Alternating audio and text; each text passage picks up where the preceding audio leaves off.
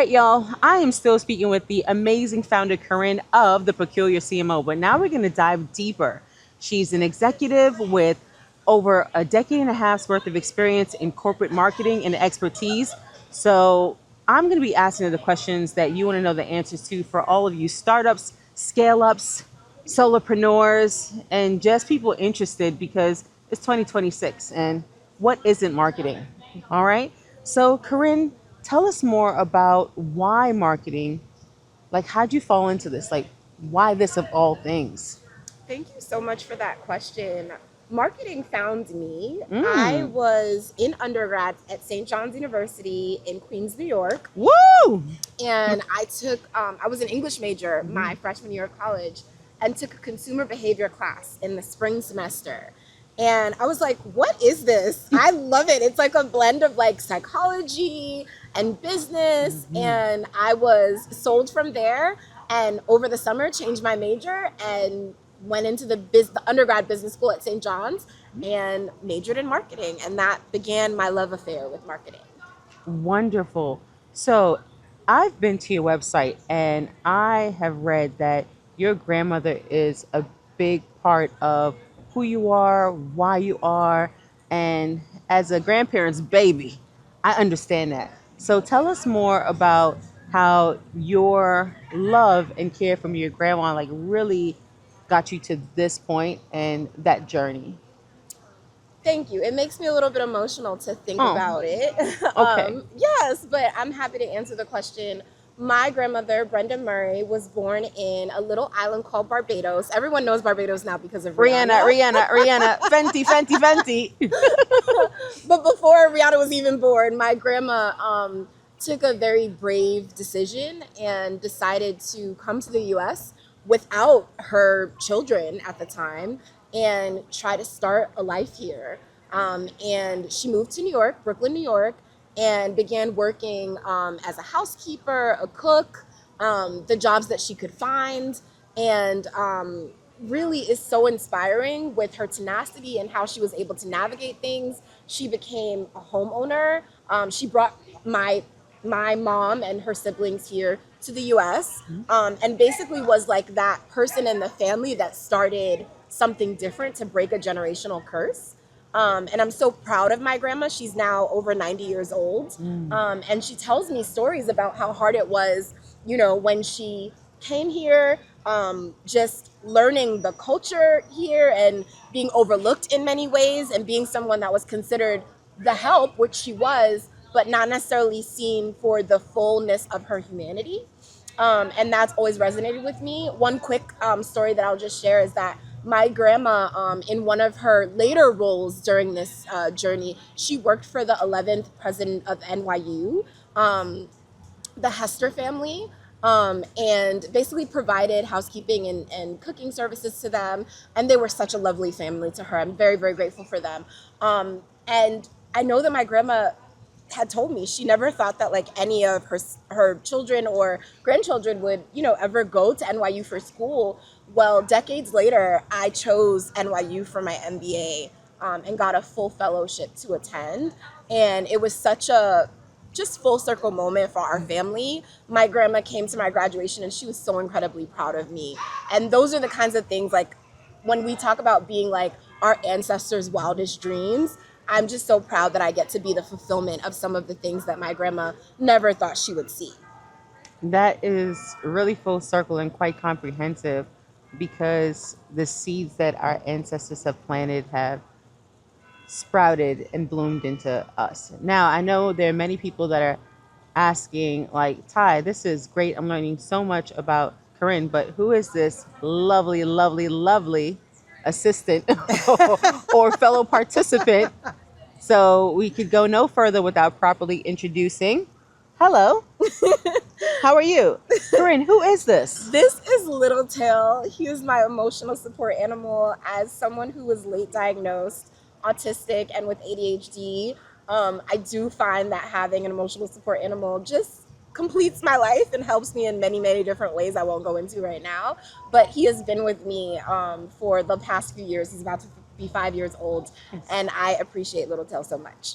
So, Little Tail, it's great to meet you. I'm Tech Ty, and thank you for joining us today.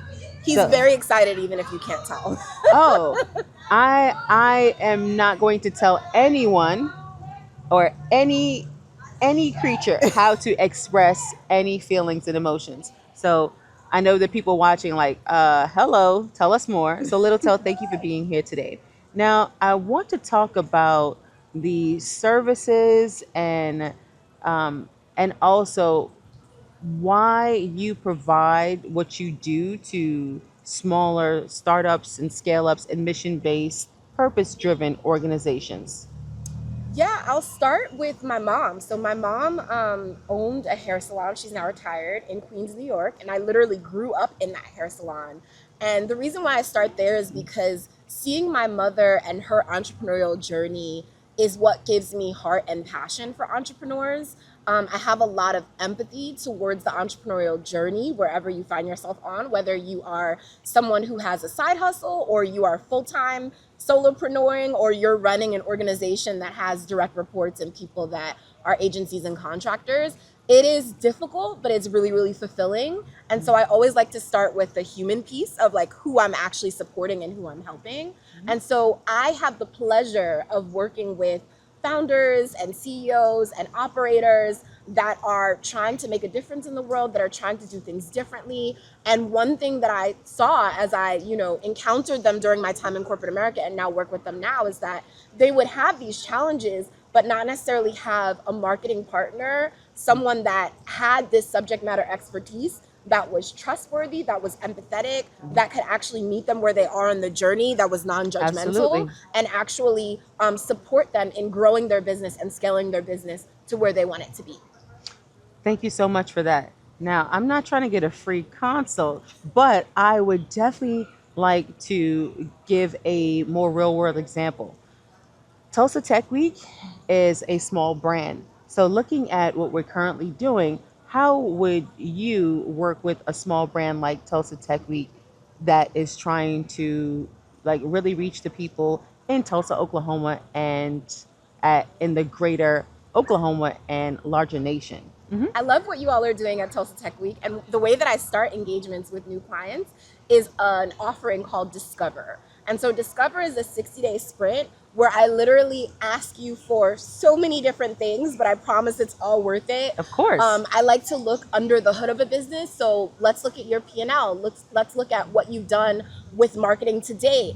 And I say marketing, but even the things that are not quote unquote in the ad spend line item of your P&L are extremely important. What are you doing to generate word of mouth? What have you been doing in the community? Just all of the different touch points about how people learn about your business, how you upsell them if that's part of your business offering, how you, if you have multiple different arenas in business, like a mega brand ecosystem, how are you selling them services, but then also allowing them to purchase merch or doing other things? So I would want to take a look at all of those things in that 60-day sprint so that after that, I could make some recommendations. You leave Discover with this sort of packet of like, if you go and do these, let's say 5 to 6 things across your messaging, across targeting your consumer in the right place, across how much you're spending on advertising if you do need to spend, it will result in X, Y, and Z. And you can either execute that on your own or you can work with my firm on a retainer basis to execute. Wonderful. And just because we have a broad audience, I want to clarify that P&L stands for profit and losses. So I really appreciate that. Now, we are an expanding brand.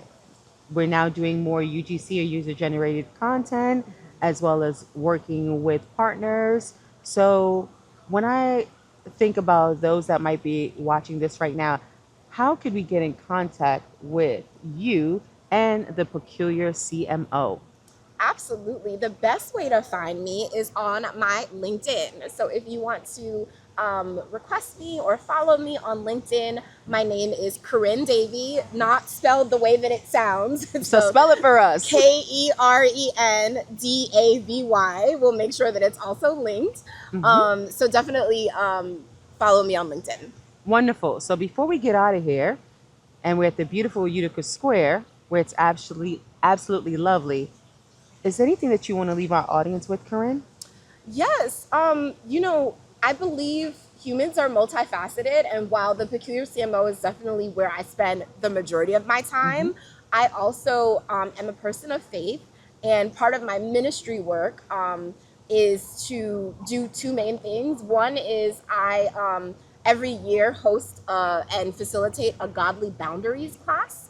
And I'll tell you more about that. And the second thing is a podcast that I have with my friends from California.